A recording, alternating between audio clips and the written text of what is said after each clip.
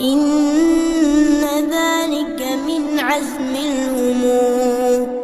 وإذ قال لقمان لابنه وهو يعظه يا بني لا تشرك بالله إن الشرك لظلم عظيم.